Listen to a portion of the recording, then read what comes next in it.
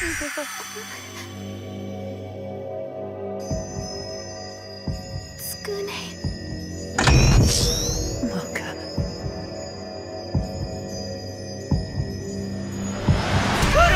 mind telling me just what the hell you're doing hiding in my bed? I came here to surprise you, Scooty. What are you skinks? I made Disco lady! Disco lady! Deep emotion! Deep emotion!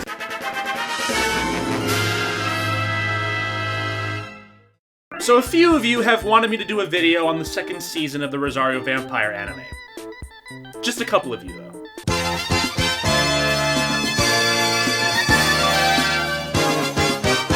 I reviewed the first season a little over 4 years ago. Yeah, it's been a minute. My video on season 1 was made at complete random. I still can't remember why I did it in the first place. I'm not even that big of an anime guy. The number of shows that I've watched amount to a couple of handfuls. But after I made that video, I didn't make a follow-up on Capu 2, or really anything that wasn't video games, because Content ID and copyright on YouTube was starting to get abused. But now it's gotten so bad that you can get a Content ID claim on a video where all you do is film your fucking lawn! Just wanted to share this all with you because, I mean, it's beautiful. I felt like it'd be a little bit different. I got a copyright strike for me vlogging. A vlog. Vlogging and talking in my front yard. So, there's no point anymore.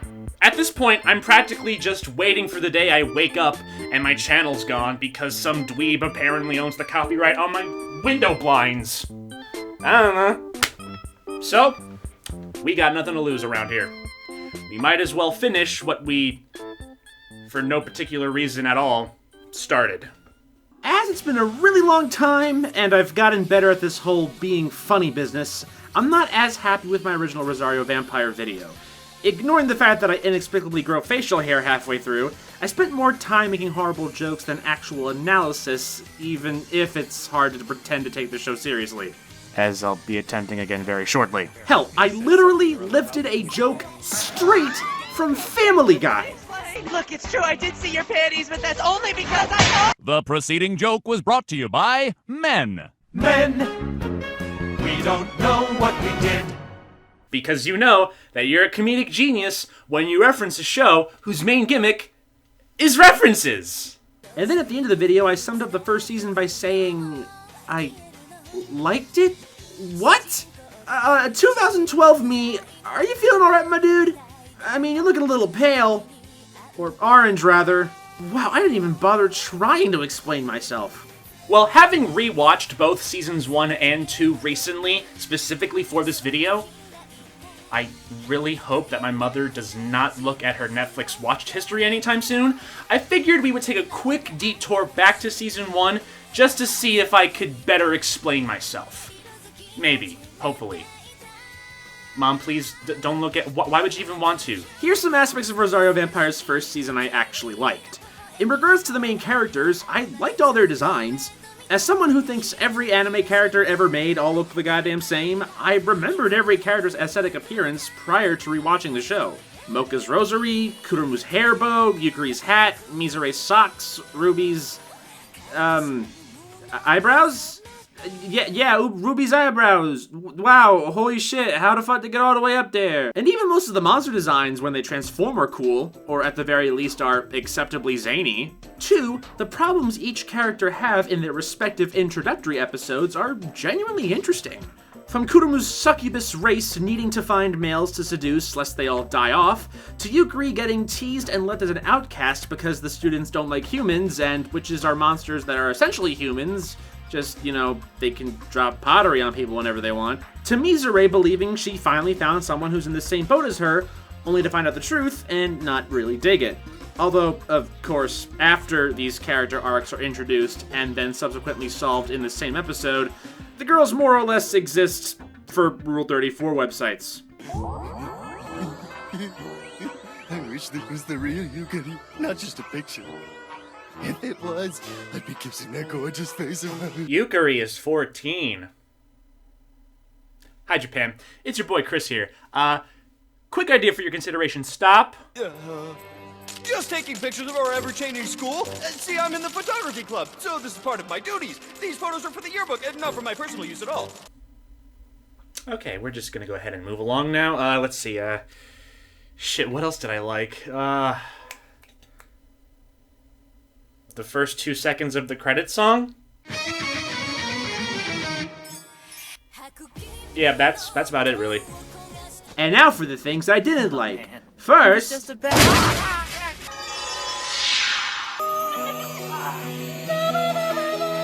Look at her grabbing and squeezing Mocha's fun bags. It's just not fair! That thing that we were just talking about. Isn't that crazy? Isn't that a coinkly dinkly? now look, I'm no saint, alright? I'm a huge fan of the female form myself. I'm pretty sure it ranks somewhere up in my top 5 things ever made. But this show is fucking obnoxious with the fan service. If it was like maybe once or twice an episode, I'd still make a side note of it, but otherwise forgive and forget. But this show constantly shows all its characters in suggestive positions and circumstances at every opportunity it gets. Every opportunity it gets. It never takes a break. Case in point, the first panty shot of the entire show occurs literally 12 seconds in. Even when Mocha transforms every time, she's just naked for no reason. And then when the transformation is complete, she's just back in her clothes again. I also still don't get why her boobs make the sound that the Ghostbusters proton packs make. But really, that only just adds to an already baffling situation. Although they'd certainly catch a lot of ghosts that way. Are you menstruating right now? What has that got to do with it? Back off, man. I'm a scientist. It's just not fair! Are the characters in a dangerous situation? Panties. Is it supposed to be a dramatic moment? Panties. Do you exist and breathe oxygen? Panties! Yes, Rosario Vampire is in the harem genre. Everyone's supposed to want to bang each other, I get it. But, hot damn. The fact that it's a harem is upsetting too, because the initial premise of a human accidentally enrolling in a monster school sounds interesting and can be turned into something cool. The show even tries to hype up its own fights, with a new antagonist showing up every episode for a monster of the week sort of thing, which should be cool, except they all usually follow the same pattern. Monster shows up, Skune accidentally takes off Mocha's rosary, and it's somehow always an accident, which is weird, because it's not like Skune isn't aware of what removing it does. Like, I can recall one time he actually meant to take the damn thing off. Every other time he's like, oh, whoops, my bad, whoa, hey, and Mocha's here, isn't that neato? Mocha's naked transformation sequence, she ends the fight in one kick, the end. The first season's finale was actually interesting too. A corrupt student government tries to dispose of Skune and Co.'s newspaper club, to such an extent that they expose Skune's human status, causing the whole school to turn on him, and even his 512 girlfriends aren't sure how to take this. Meanwhile, Skune is about to be burned on a fucking cross, and then the girls decide friendship wins, and have a climactic showdown with the government's leader. Now, this is the potential I was talking about. This should be where things take a crazy turn. Everyone knows Skune is a human now. This, by itself, should change everything. Like, how badly will this affect the girls' feelings and friendship with Skune, and how willing are they to work to try to overcome their differences, if at all? How will the rest of the monsters react knowing that despite nearly burning a human alive, that same human helped defeat a government they all secretly hated but couldn't do anything about? Will Skune have to flee the school? Will some or all of his friends go with him? There's so much that could happen as a result of this finale. The show can easily make up for some of its missteps up to this point, and all it had to do was give us interesting scenarios as a result of what happened here. Instead, after the battle, everyone in the school, and I mean everyone, believes Skune must be a monster and that the government leader lied, because a human could never beat a monster and he must have been the only one to beat him without any help because, I don't know, his shirt's off.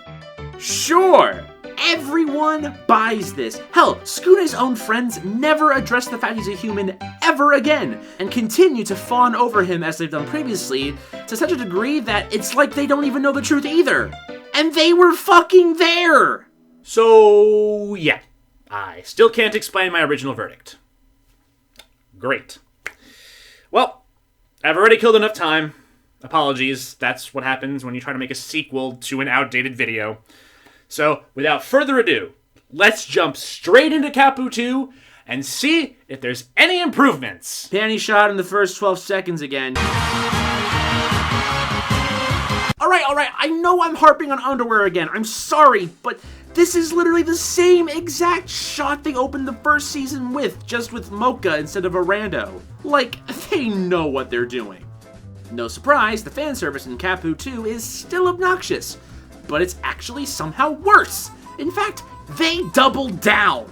If you showed me a full 2 consecutive minutes where boobs don't jiggle, innuendos aren't made, or panties aren't shown, I might have a fucking heart attack. I would promise this would be the last time I complain about this, but you'll see as we proceed that that's literally impossible. Anyway, Capu 2 begins and Scooty and the gang are all back together. Again, the whole school just kind of forgot about the part where they tried to burn this 100% genuine shirtless monster in public, and the girls haven't changed either. But just when you think Skune's sexy, happy, fun time brigade plus Yukari couldn't get any bigger, a new character is introduced. Cocoa. Cocoa is an annoying piece of shit, and I hate her, and she contributes nothing to the show. And it turns out that annoying-ass bat from the first season who kept pointing out how short the the fights were. This episode's big showdown, if you can even call it that, lasted a total of 86 seconds. Whee! Yeah, that fucker. He works for her. Oh boy! Now, yes, I realize calling Cocoa annoying isn't saying much, but at the very least, the other characters had believable backstories I gave even a remote shit about. Cocoa's is that she's Mocha's sister, and that she could never beat Inner Mocha in fights they had as kids, and this means she now wants to kill her. Now. That's it. But then it gets more dumb. Cocoa tries to kill Outer Mocha most of the time, but then when Inner shows up, the version of Mocha logic dictates she's trying to kill, she suddenly loves her and nuzzles her buzzles. I can give a pretend standing ovation to the fact this arc doesn't begin and end in one episode, and she also doesn't fall balls deep in love with Skune within 5 minutes, but the arc itself isn't good, and it's not helped by the fact that I'm 100% sure you could have written Cocoa out of this entire season and nothing would have changed. Actually, I'm sorry, scratch all that. You could have written this entire season out and nothing would have changed. Yeah, the gang still have to contend with some more Monsters of the Week with one kick, but then they just go right back to their usual wacky shenanigans. In Season 1, it felt like shit got done. Skune and Mocha defeated the people who would then become their friends and allies. They all joined a newspaper club in one episode, and it's remained that way since. And the last 3 episodes were dedicated to that corrupt government arc. Now, the ending's still bullshit that basically amounted to, nah, it's all good, my dude. Everything else was built up to an otherwise fitting, even if slightly underwhelming finale. My point is, stuff actually happened in Season 1. Not a lot, and they still spent an unnecessary amount of time with all that other cheese, but stuff did happen that carried on throughout the rest of the series. There was a sense of progression. In Capu 2...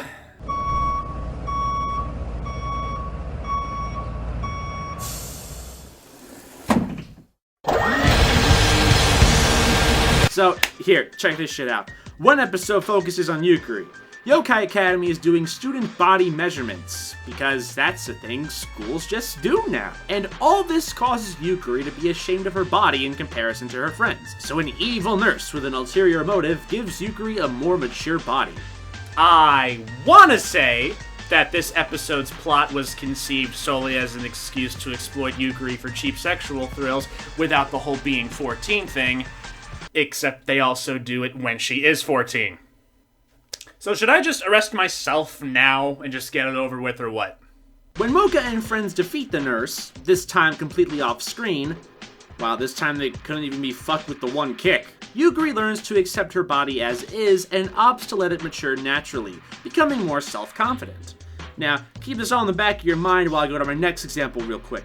The very next episode involves Mizore trying to learn how to cook curry, a hot food that's naturally difficult for an ice monster to properly deal with. She loses motivation until randomly remembering something Inner Mocha told her back when they fought in Season 1. Listen up, Snow Woman. Don't go running your big mouth about dying until you've actually tried to live your life. Now, while I'd argue this is a weird moral to apply to an episode about curry, actually, I'll see you and raise you, an episode about curry zombies?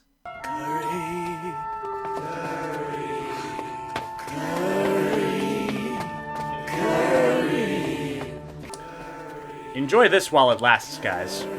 This is one of the better moments of the season. While I'd argue all that, whatever. Mizure takes Mocha's words to heart, Mocha compliments her, happily ever curry. So, hey, even though we haven't seen jack shit from Kokoa in terms of character development, these 2 episodes around Yukari and Mizure are a promising start. He says sarcastically, setting up the next part of the review where he tells you the characters immediately go back to exactly how they acted before, with none of the morals they supposedly learned ever being noticeably put into practice. Much like how Kokoa doesn't change at all, the rest of the girls don't change at all either, except in Kokoa's case, she just flat out never learns anything at all, while these 2 do. We see this happening, clearly.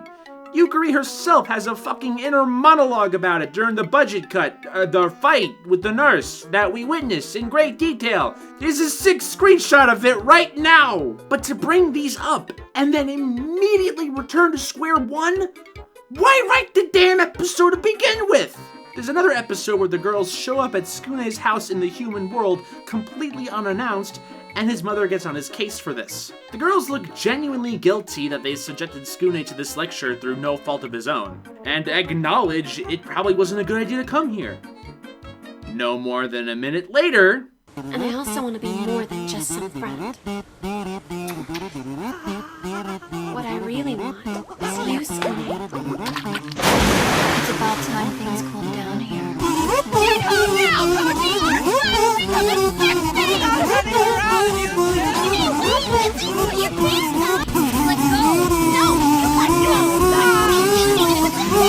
And then Mizure, Kurumu, and Yukari all have a fight over the rights to Tsukune's penis outside of the house, in their monster forms, risking being seen by humans.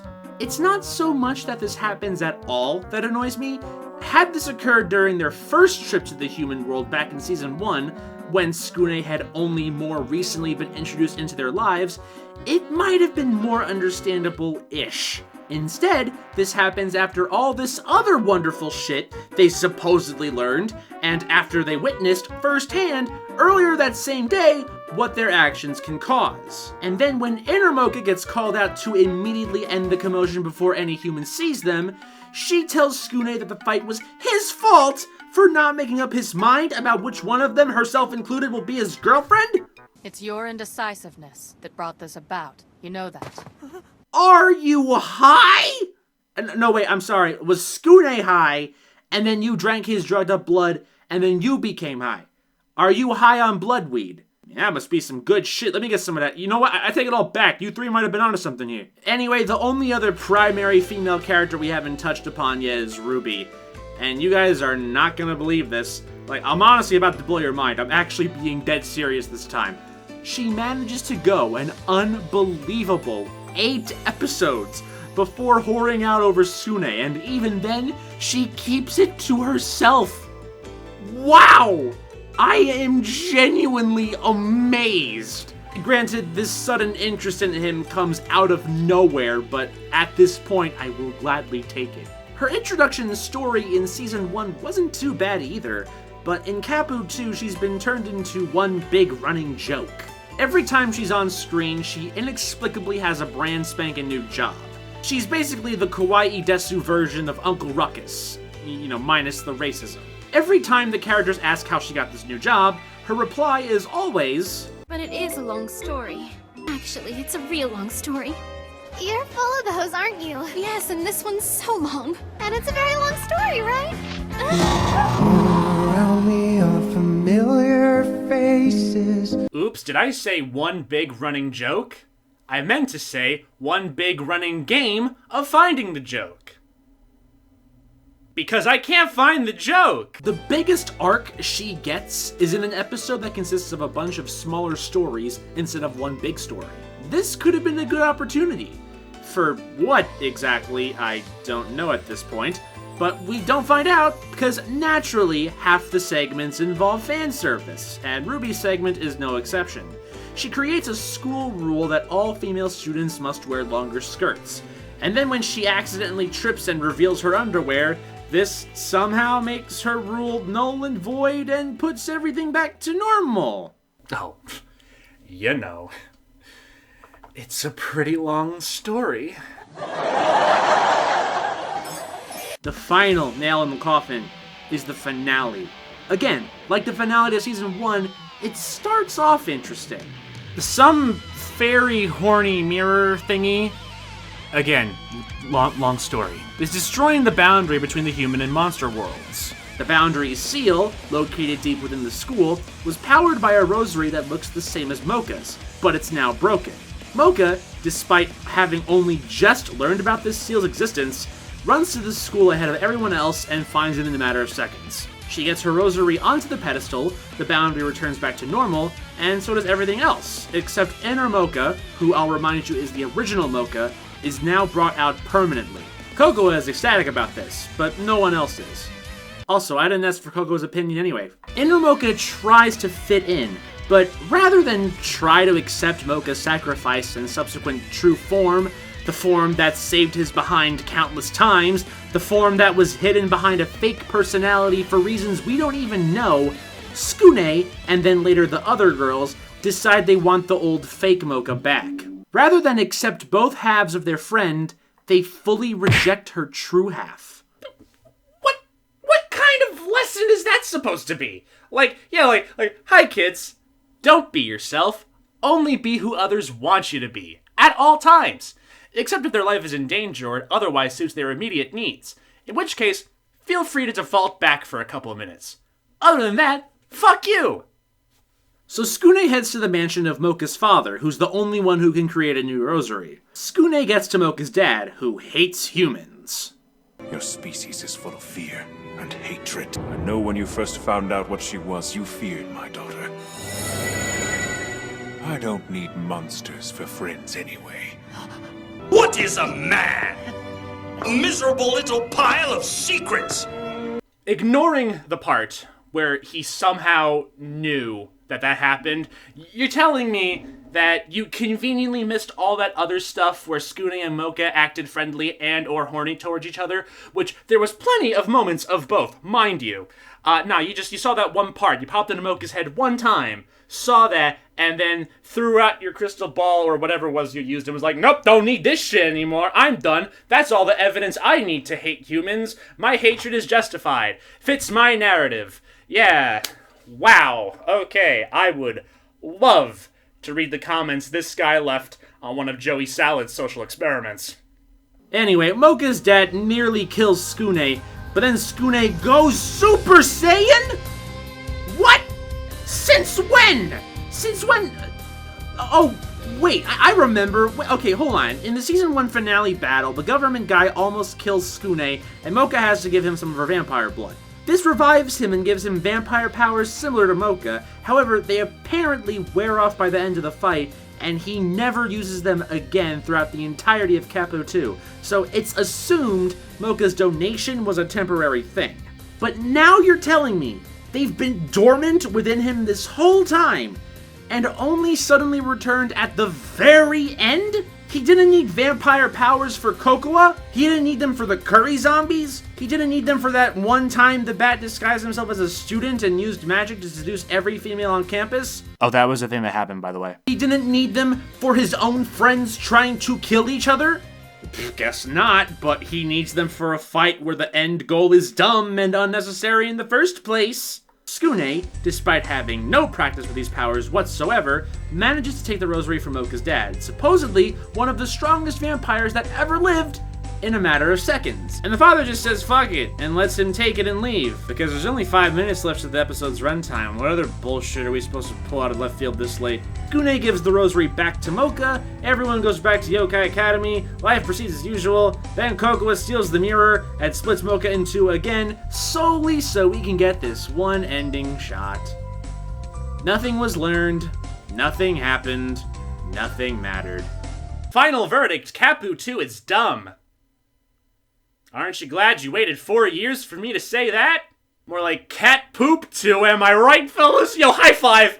Ow. The entire series had potential on premise alone, and it only barely scraped by on the first season, but Capu 2 focuses 90% of its attention on fan service, the stakes are rarely high, I can only recall a couple of times that I laughed, and really it was more so at myself for willingly subjecting myself to rewatching this. The finale was disappointing, bordering on terrible, and it deviates heavily from the manga, which many of you have told me multiple times that the manga is 1,000 times better than the anime. I haven't read the manga myself, but from the brief research that I've done, it does actually look better, or at the very least, shit happens! Tsukune actually completely becomes a vampire, Kurumu and Mizure start training together, humankind inadvertently discovers the existence of monsters, etc. There's still fan service, naturally, but I'm told it's not nearly as bad, or even that prevalent by comparison. But I'm already burned out. I am nowhere near in a rush to read this and find out if you guys are right. I'm just gonna have to settle with taking your word for it on this one. And this is where my Rosario Vampire journey finally ends. There were a couple of Rosario Vampire video games, but they're both in Japanese, which I obviously don't speak, so yeah. Journey over.